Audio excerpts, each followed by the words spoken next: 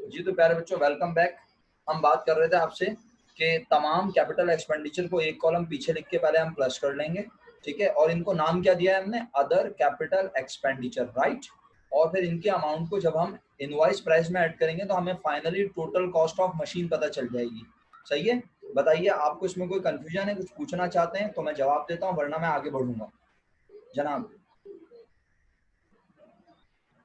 Is it clear to everyone? Yes sir. Okay, तो इसके बाद रिक्वायर्ड वन हम कर चुके हैं, compute total cost of machine. इसके बाद हमें जर्नल एंट्रीज की तरफ जाना है, ठीक है। जर्नल एंट्रीज में जरूर आपको बताऊंगा, लेकिन अभी मैं आपको जर्नल एंट्री नहीं बता रहा पहले, बल्कि मेरा ख्याल है ज्यादा अर्ली हो जाएगा, बहुत जल्दी हो जाएगा, ऐसा ना हो कि आप लोग परेशान हो जाएं। और अगर आपको समझ आता है तो मैं बिल्कुल बता देता हूँ, मुझे कोई एतराज नहीं है। मैं आपका रिस्पॉन्स देखूंगा, अगर आपने अच्छा रिस्पॉन्स दिया तो फिर मैं आपको एंट्री अभी बता के खत्म कर देता हूँ। इतनी सी एंट्रीज हैं। और अगर आपने रिस्पांस नहीं दिया तो फिर मैं आपको मना कर दूंगा कि एंट्रीज अभी रोक दो, राइट। क्या करना है? एंट्रीज किस चीज की बनानी है? Give journal entries to record the purchase of machine. Machine को खरीदने की एंट्री बनानी है। सर जी सर, फरमाएं, हुक्म करें। सर वो जो रेवेन्यू की जो वैल्यूज थी वो आपने लिखी नहीं है, 6000 वगैरह? सर बहुत अच्छा हुआ आपने पूछ लिया। हम क्या निकाल रहे हैं? मशीन की कॉस्ट। तो मशीन की कॉस्ट में रेवेन्यू एक्सपेंडिचर ऐड नहीं होगा। जब नहीं, इसीलिए तो उनको रेवेन्यू का है भाई। अगर सारे खर्चे ऐड करने होते तो फिर ये सारी ड्रामेबाजी करने का मकसद क्या था? क्या ख्याल है? ये सारी ड्रामेबाजी इसीलिए तो सही कि है सर। कैपिटल एक्सपेंडिचर ऐड होंगे और रेवेन्यू एक्सपेंडिचर को लेफ्ट कर देंगे, ठीक है। अच्छा, अब क्वेश्चन ये रेज होता है, ठीक है सर, रिकॉर्ड नहीं अपना ऐड नहीं होंगे, ये तो समझ आता है, लेकिन सर खर्चा तो हुआ है ना, पैसे तो गए हैं। हाँ, तो उसकी एंट्री जरूर बनेगी। क्या बोला? कैपिटल एक्सपेंडिचर और रेवेन्यू एक्सपेंडिचर हुए हैं, कैपिटल एक्सपेंडिचर तो ऐड हो गए सारे, कैपिटल एक्सपेंडिचर तो हमारे एसेट की कॉस्ट का हिस्सा बन गए, राइट। बट रेवेन्यू एक्सपेंडिचर जो हैं उनका क्या करना है? तो रेवेन्यू एक्सपेंडिचर को जब हम एंट्रीज अभी बनाएंगे, ये खरीदने की, दुकानदार को पैसे देने की और ये सारे खर्चों की, तो हम उस वक्त रेवेन्यू एक्सपेंडिचर की एंट्री भी बनाएंगे। नाइश, आपको मेरी बात समझ आई? अच्छा, जी सर। चलें अब मैं आगे बढ़ता हूँ। तो जर्नल एंट्री बनानी है, मशीन को खरीदने की। बताएं मशीन कब खरीदी है? जनवरी 1। अच्छा, अब सवाल में ये कहीं भी नहीं लिखा हुआ कि हमने पैसे कब दिए। ये जरूर लिखा हुआ है company avail the concession period, लेकिन ये कहीं भी नहीं लिखा हुआ कि हमने पैसे कब दिए। तो हम सब ये एज्यूम करेंगे कि हमने पैसे दे दिए, फौरन दे दिए। हम क्या एज्यूम करेंगे? हमने पैसे फौरन दे दिए। तो बताओ, हमने सेल्स टैक्स ये सब मिला के दुकानदार को कितने पैसे दिए? बोलो, दुकानदार को कितने पैसे दिए हमने? लिख के भेज दो। दुकानदार को कितने पैसे दिए हमने तुम्हारे मुताबिक? सबसे पहली पेमेंट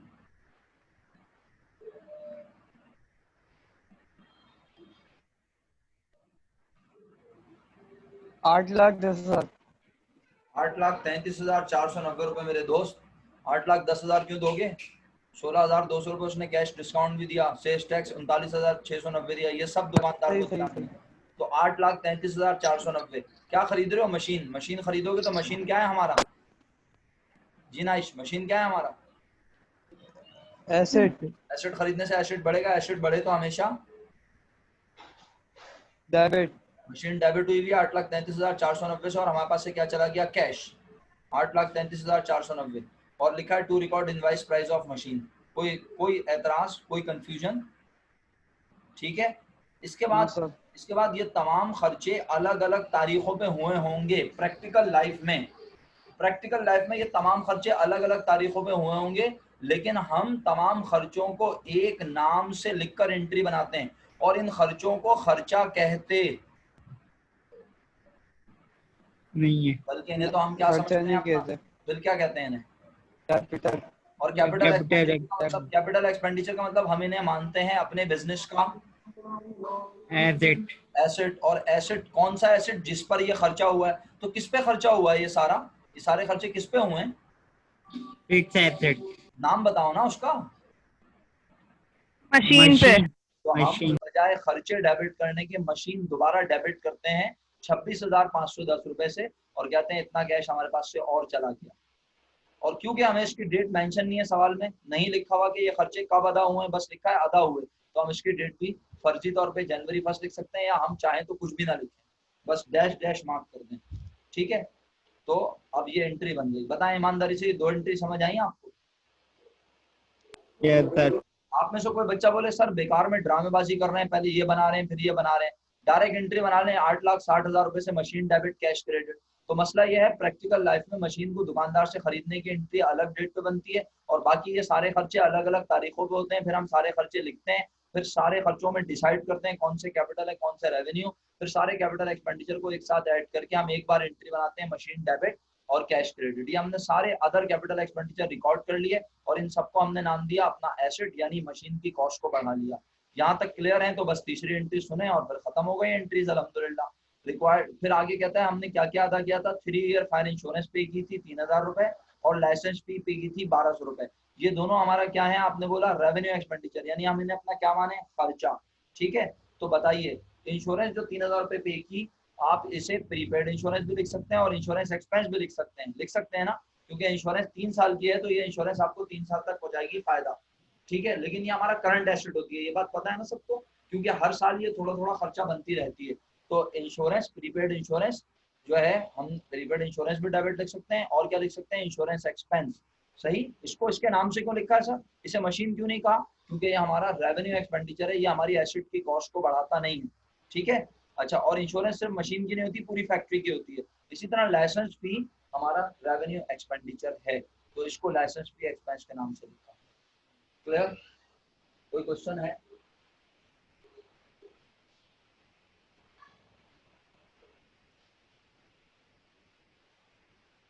बोलो, कोई क्वेश्चन है? यहाँ तक सब क्लियर है? कुछ भी समझ? सब बिल्कुल क्लियर है, कुछ भी समझ नहीं आ रहा? और अगर आ रहा है समझ। तो बस अल्हम्दुलिल्लाह, प्रीपेड इंश्योरेंस या इंश्योरेंस एक्सपेंस डेबिट, लाइसेंस फी एक्सपेंस या लाइसेंस फी डेबिट, और हमारे पास से चला गया कैश, और ये क्या हुई है? रेवेन्यू एक्सपेंडिचर की पेमेंट। नाइस, तुम्हें आप 100% समझ आ जाना चाहिए कि पेमेंट रिकॉर्ड जरूरी है, बुक्स में लिखा जरूर है, लेकिन यहाँ क्यों नहीं लिखा? क्योंकि यहाँ लिखा था सिर्फ एसेट की कॉस्ट में ऐड होने वाली चीजें। रिकॉर्डिंग सबकी होती है, दुकानदार को कितने पैसे दिए वो भी रिकॉर्ड हुआ, एडिशनल कैपिटल एक्सपेंडिचर रिकॉर्ड हुए, लेकिन कंप्यूटेशन इसलिए की ताकि हमें पता चले कि हमारे दुकानदार को देने वाली अमाउंट और ये कितने की थी, कितना डिस्काउंट मिला, ये सब। डिस्काउंट डिस्काउंट यहाँ पे कुछ भी रिकॉर्ड नहीं हुआ, यहाँ डायरेक्ट रिकॉर्ड हुआ दुकानदार को दी जाने वाली अमाउंट। सही है, इसी तरह कैपिटल एक्सपेंडिचर अलग अलग नामों से रिकॉर्ड नहीं हुआ, बल्कि हमने डायरेक्ट एक अमाउंट से रिकॉर्ड किया। क्या आपको तीनों एंट्री समझ आ गई है? तो मैं आपको 5 ईयर के सवाल पे ले चलूं? Yes sir. अच्छा, वैसे तो आपके पास एक सवाल है क्वेश्चन नंबर 3 प्रैक्टिस के लिए। सही है, लेकिन आप क्वेश्चन 3 ना करें, फॉर्मेट आपको वैसे भी नहीं दिया है मैंने शायद अभी तक, है ना? फॉर्मेट नहीं दिया ना मैंने आपको, तो आपको मैं 5 ईयर का यस सवाल बताता हूँ। ठीक है, इस क्वेश्चन की पिक्चर ले लें आप चाहें तो, ये वाले क्वेश्चन 5 की पिक्चर ले लें आप। अच्छा, चलें, अजान हो रही है तो फिर रुक जाते हैं थोड़ी देर, अजान हो रही है तो रुक जाते हैं, क्या ख्याल है? चलो हो गई अजान। अब नाइश भाई की तरफ अब हो रही है, मैं क्या करूँ, और मेरी तरफ तो आवाज़ ही नहीं आती है, या मेरे घर के अंदर आवाज़ नहीं आती, बाहर आती होगी यकीनन। तो बहरहाल फिर नाइश भाई आप अजान भी सुनते रहें साथ साथ, बहुत अच्छी बात है, अजान सुन लीजिए। तो क्वेश्चन नंबर 5 की आप पिक्चर ले लें, आप इसकी जो है टोटल कॉस्ट निकाल लीजिएगा और जर्नल एंट्री बना लीजिएगा, प्रैक्टिस पर्पस के लिए बोल रहा हूँ, राइट? लेकिन बहुत ध्यान से काम कीजिएगा, खुली आंखों के साथ। ये क्वेश्चन 5 का स्क्रीनशॉट ले लें, माजिब स्क्रीनशॉट लेके आप शेयर कर दें वहाँ ग्रुप पे कि इस क्वेश्चन का आपने बच्चों ने, सही है यस माजिब? सर, मैं ले लिया। जी स्क्रीनशॉट सर। और इसको इसके साथ और एक और क्वेश्चन दे रहा हूँ, वो भी आप पोस्ट करना, एक साथ पोस्ट कर देना ग्रुप में, ताकि ओके सर। बताता हूँ दूसरा क्वेश्चन।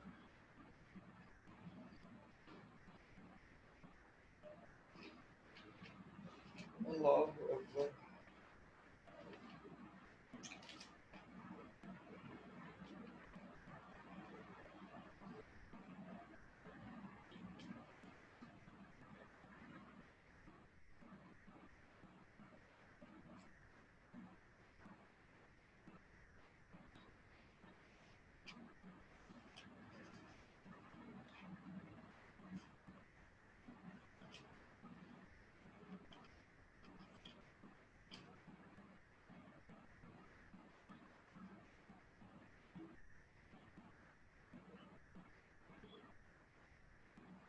फाइव ईयर निकालें और 5 ईयर में आप सब आ जाएं जल्दी से।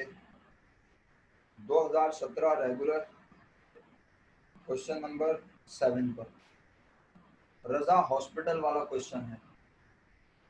2017 regular question number 7। 2017 regular question number 7 पे आज है पूरी क्लास।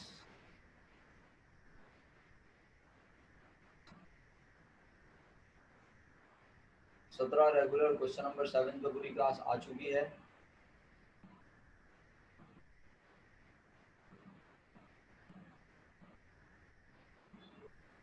मुबारक हो, लाइट आ गई। आपको खैर मुबारक हो सर, बहुत बहुत अल्लाह का लाख लाख शुक्र है। अल्लाह करे बस आई है तो अब जाए ना, कम से कम एक दिन तक तो ना जाए, आपको सुकून तो मिले। कुछ बड़ी मुश्किल हुई है जिंदगी। सर काम से कौन लेने देते ही केला के फल। हाँ ठीक है, तो तब रहम करना। अच्छा प्यारे बच्चों, 2017 रेगुलर क्वेश्चन नंबर 7 निकाल लिया सबने? पढ़ूं मैं सवाल? जता जी जता जी। रजा हॉस्पिटल ने परचेज की है एक्सरे मशीन 4 जनवरी 2015 को। Sir 1 minute.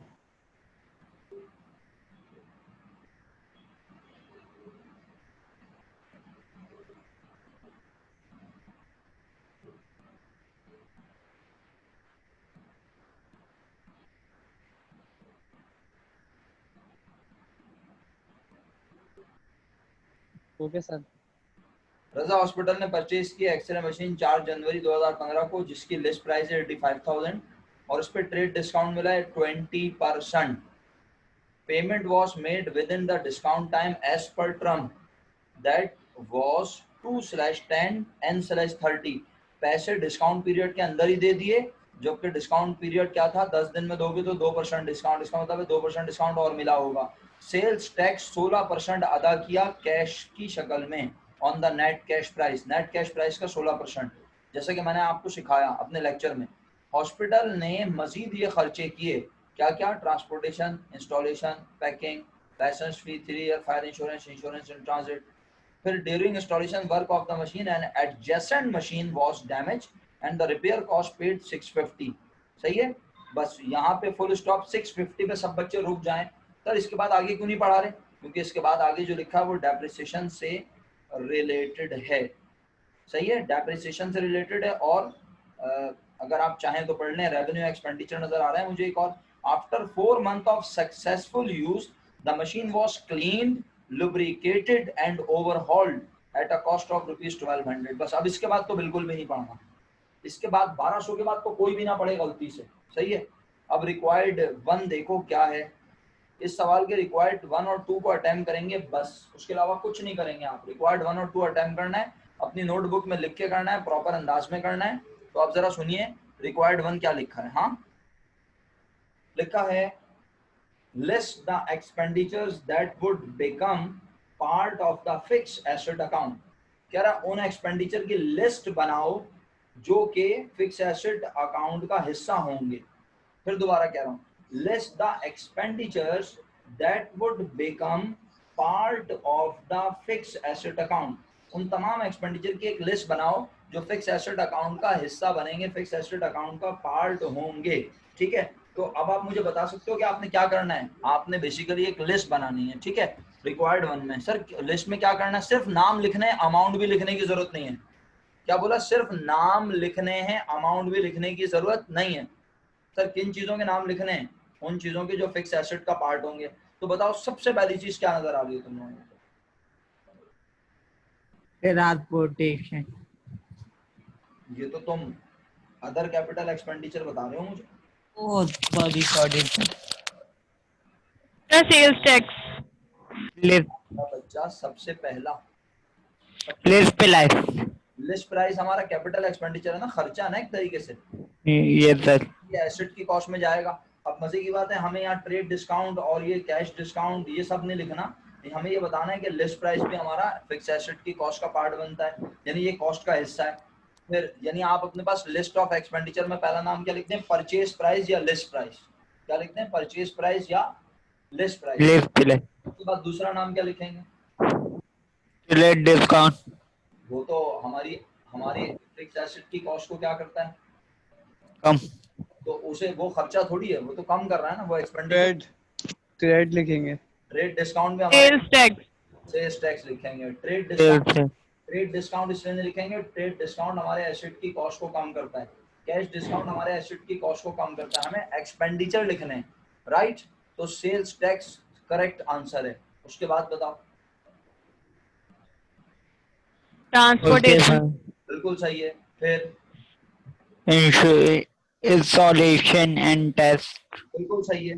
Test, parking charges, picking charge, packing charges है, बिल्कुल। बस सिर्फ पैकिंग, नाम लिखना है, सिर्फ अंग्रेजी लिखनी है, सही है। उसके बाद लाइसेंस। सोच लो। No sir, no sir, no sir, no sir. नहीं लिखेंगे। हाँ sir, license. Insurance, insurance and transit. बिल्कुल, इंश्योरेंस एंड ट्रांसफर लिखेंगे बस। ये सारे नाम सिर्फ लिखने हैं अंग्रेजी में। लिस्ट कंप्लीट हो गई। अब रिक्वायर्ड 2 पढ़ना, क्या करना है? पढ़ो। Calculator total cost of machine. Total cost of machine निकालने सिखाई है आज मैंने क्लास में आपको उस तरह। यस सर, अभी ये करेंगे। निकाल लोगे अल्लाह के हुक्म से। यस सर, ये ये सब, और एंट्रीज नहीं बनानी है आपने, सही है। फिलहाल एंट्रीज नहीं बनानी, समझा दिए अल्लाह के हुक्म से, लेकिन फिलहाल नहीं बनानी। क्या ये सवाल आप पढ़ लोगे? होमवर्क हो गया ये पक्का? दुबई वहां से। Yes sir. ओके, तो इसके बाद एक सवाल और निकालो। बस ये एक ही है, इसके बाद पूरी फाइल में बस ये 2 ही सवाल है, सही। अब ये बहुत काम आती है ये चीज, क्योंकि इंटर में बच्चों को पढ़ाते सर, हैं। जी सर। वाला जो क्वेश्चन था जो आपने समझाया था उसका आंसर देखना है, स्क्रीनशॉट लेना है। ये रहा ना आंसर, क्वेश्चन 2। ये स्क्रीनशॉट ले ले भाई। स्क्रीनशॉट नहीं हुई भी। अबे हुई भी है तो अपना रीज्वाइन कर लो। ये रे भाई, मैं दोबारा कर देता हूँ। अब हो गई? हो गई, हो गई। यस सर, अब हुई है। ओके, पहले भी हुई थी बेटे। चलो अच्छा, बहरहाल अब सुनो। आप सब आ जाओ 2002 regular private question number sir नीचे किएगा। 8A। 2002 दो प्राइवेट क्वेश्चन नंबर 8A और 8B भी पढ़ेंगे अभी। Yes sir. 8A क्या जवाब दे सकते हो अगर पेपर में आ जाए तो?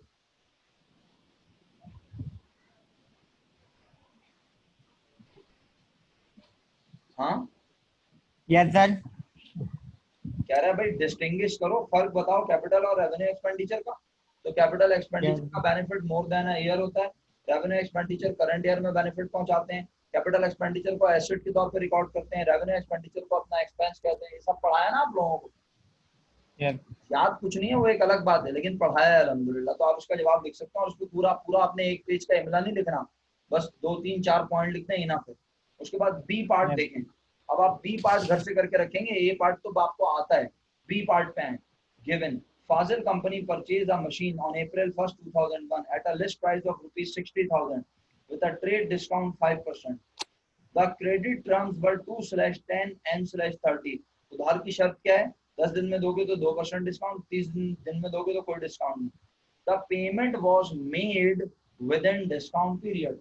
पढ़ा आपने क्या लिखा है?